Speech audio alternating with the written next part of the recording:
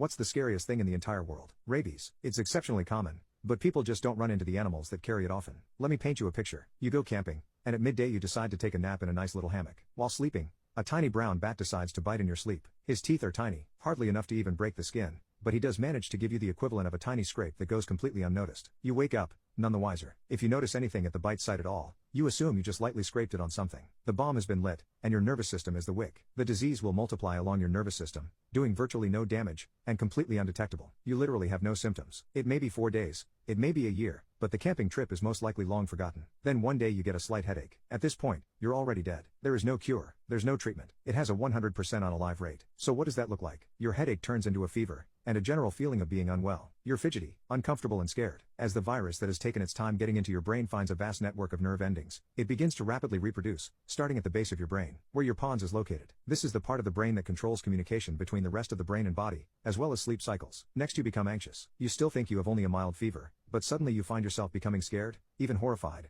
and it doesn't occur to you that you don't know why. This is because the disease is chewing up your amygdala. As your cerebellum becomes hot with the virus, you begin to lose muscle coordination and balance. You think maybe it's a good idea to go to the doctor now, but assuming a doctor is smart enough to even run the tests necessary in the few days you have left on the planet, odds are they'll only be able to tell your loved ones what you died of later. You're twitchy, shaking and scared. You have the normal fear of not knowing what's going on. But with the virus really effing the amygdala, this is amplified 100-fold. It's around this time the hydrophobia starts. You're terribly thirsty, you just want water, but you can't drink. Every time you do, your throat clamps shut and you vomit. This has become a legitimate, active fear of water. You're thirsty, but looking at a glass of water begins to make you gag and shy back in fear. The contradiction is hard for your hot brain to see at this point. By now, the doctors will have to put you on IVs to keep you hydrated. But even that's futile. You were dead the second you had a headache. You begin hearing things, or not hearing at all as your thalamus goes. You taste sounds, you see smells. Everything starts feeling like the most horrifying substance trip anyone has ever been on. With your hippocampus long under attack, you're having trouble remembering things, especially family. You're alone, hallucinating and thirsty, confused and undeniably terrified. Everything scares the literal crap out of you at this point. These strange people in lab coats, these strange people standing around your bed crying,